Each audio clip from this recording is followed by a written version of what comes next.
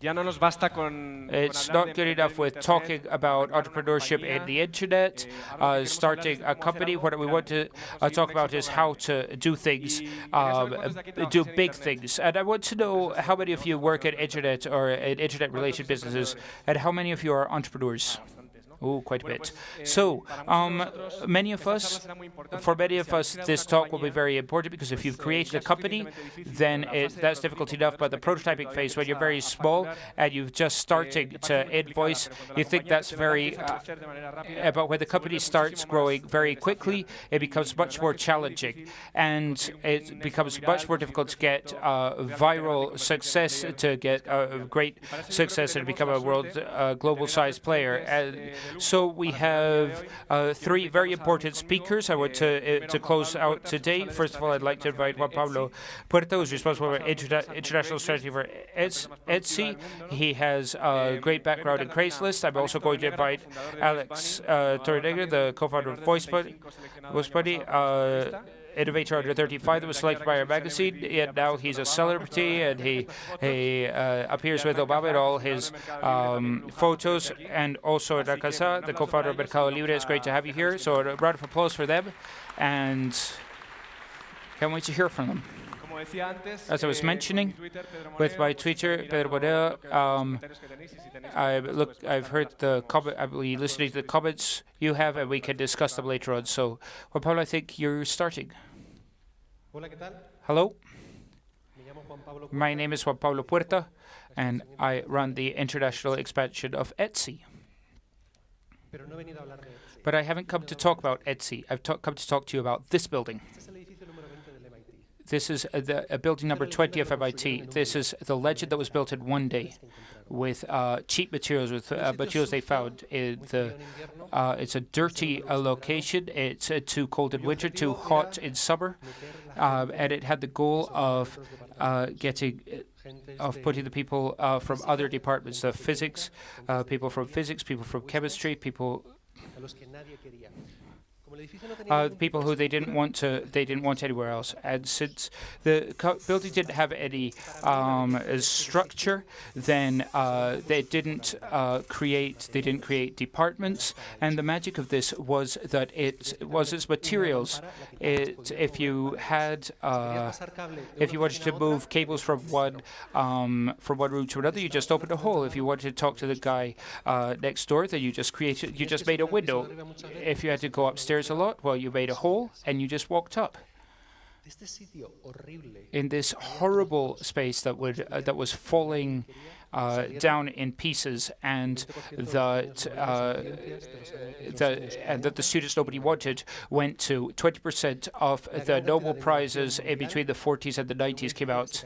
The great place for innovation around the world was a building that was falling to pieces. And the question is why? Why is a place that's falling down, that has people who nobody wants, how does it accumulate all this global innovation? And so the first one is the value of freedom and creation and gaming. This is a place where you didn't need to have permission. You could do whatever you liked. It was a place where if you failed, you didn't have to say sorry. It was understood. City where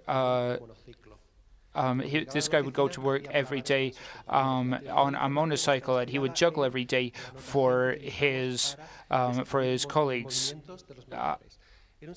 It was a very similar place where Alan Turing, the father of IT, went to work every day, some days in his pajamas. Not because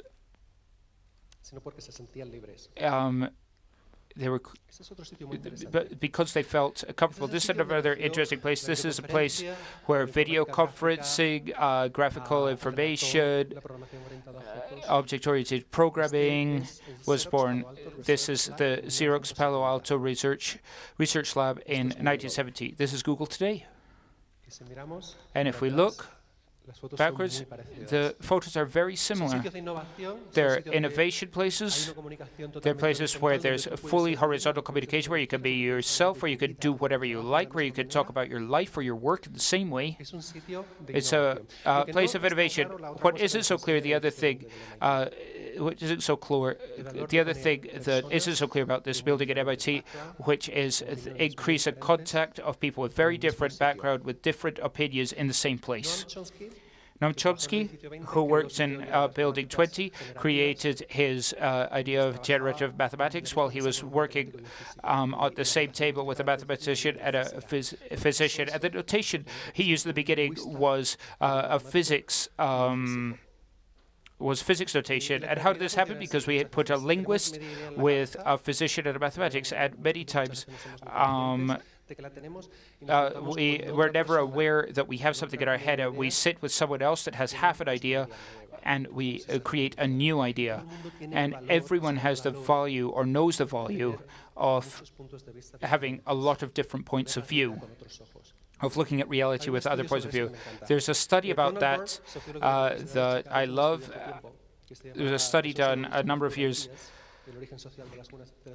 at the University of Chicago, which is called the Social Origin of New Ideas. And between 300 and 400 people, he sat down and he asked all the employees to give him their best example, their best idea to increase performance, to open the market, to improve office life. And they would give their ideas anonymously. And he gave those ideas anonymously to the directives, who gave points to those ideas from best to worst. And the best ideas didn't come from engineers, from designers. They didn't come from product managers. They come from engineers that knew the product managers, from engineers that had a relationship with designers that came from engineers, from people who, in Bert's words, filled the gaps created by hierarchy.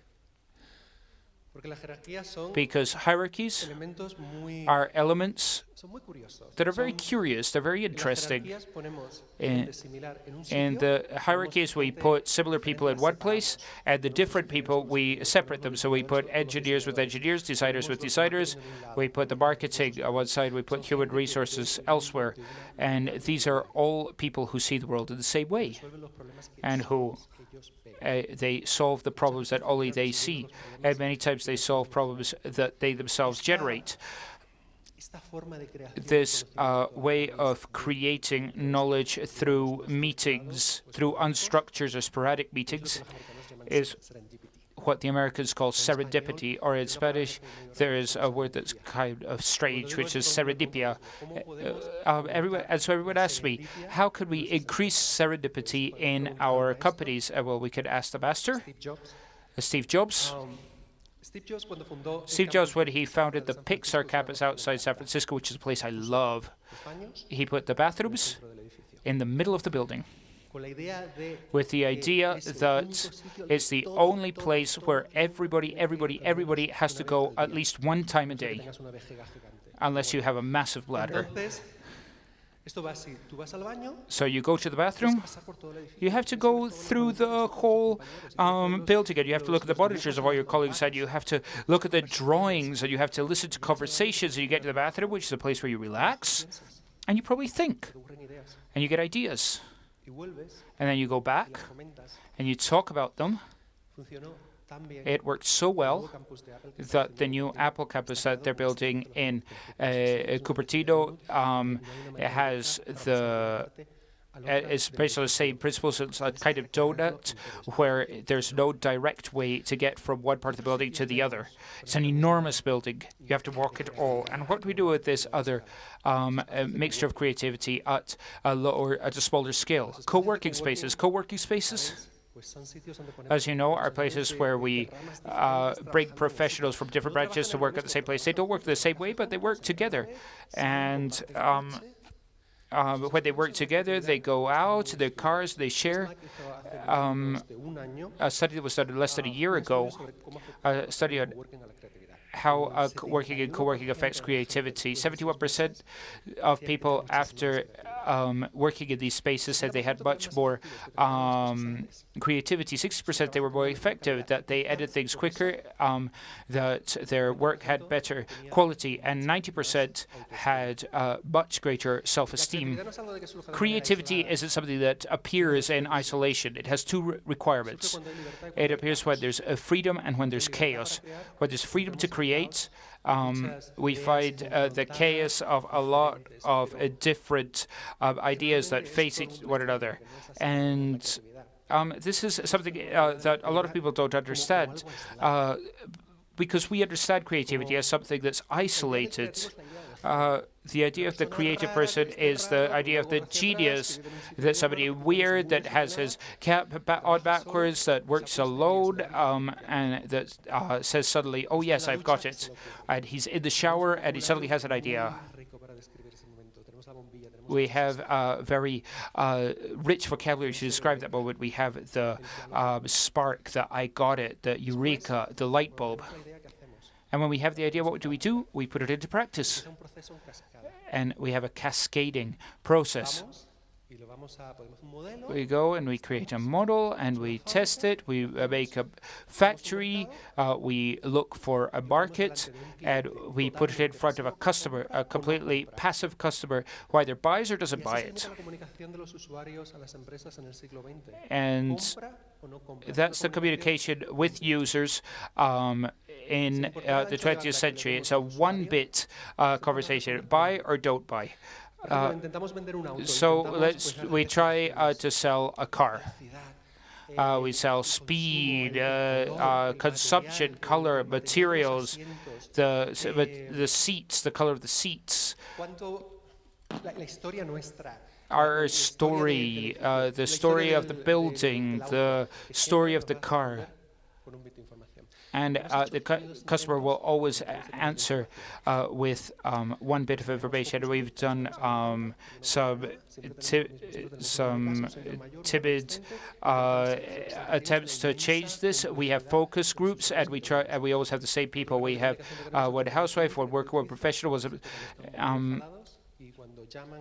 And we also have customer service, and people call in. They get really mad after they have to wait for an hour. And if they have to wait for more than an hour, then they get even madder. And we have little papers who write, where we ask for suggestions. We ask them to write them down, put them into suggestion boxes. And when we think about this, and we talk about Henry Ford, who said, if I had asked users what they wanted, they would ask me for a faster horse. So this is an example of innovation in the 20th century. This is God. This is the guy who knew the most. And the users don't know what they want. They can't say anything. Henry Ford didn't believe in his customers. This is a very pervasive idea that harms us and that harms our users. It harms us because we have the idea that ideas generate businesses. How many of us have said, I'd like to start a business, but I don't have an idea? Or other kinds of people get ideas. That's a complete and total fallacy. The main ideas in the sector, the main companies in the sector weren't new ideas. They were iterations of existing products.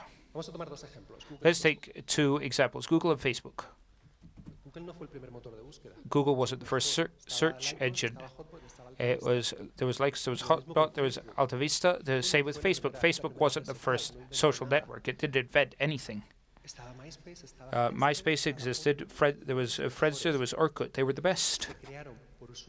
They were created by users of the previous iterations who were unhappy with the way they worked and who didn't have the voice to change them.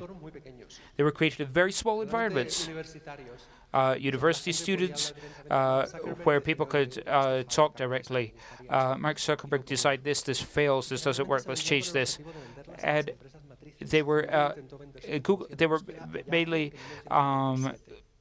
created with the idea for selling to larger companies. Google was created with the purpose of selling it to Yahoo, and Google tried to sell themselves to Yahoo in 1997 for $1 million.